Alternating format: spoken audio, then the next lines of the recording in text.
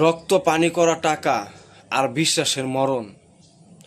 প্রবাসের মাটিতে হাড়ভাঙ্গা খাটুনি খেটে দিন শেষে যখন একটু শান্তির খোঁজ করে, তখন শুনে তিলে তিলে গড়ে তোলা সংসারটাই ধুলোয় মিশে গেছে।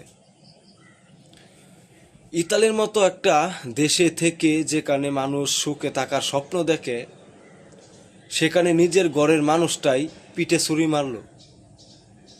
যখন বিদেশের মাটিতে নিজের রক্ত পানি করে টাকা পাঠায় যাতে পরিবারটা সুখে থাকে, তখন জামাইয়ের অগোচরে অন্য পুরুষের সাথে মেতে ওঠা পরকীয়া কেবল নোংরামি নয়,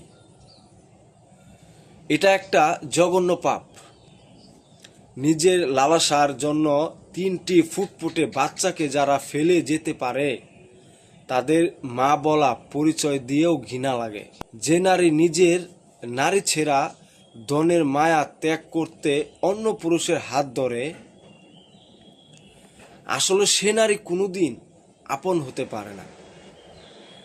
ইতালির মতো সভ্য দেশে থেকেও যার মানসিকতা এতটাই নিচু আর চরিত্রহীন হতে পারে, তার জঘন্য করুণা হয়।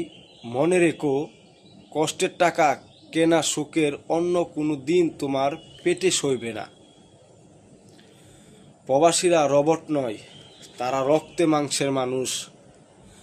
দিন রাত এক করে খাটে প্রিয়জনদের একটু ভালো রাখার জন্য, কিন্তু সেই প্রিয়জন যখন বিশ্বাসঘাতক হয়, তখন পৃথিবীটা ছোট হয়ে আসে।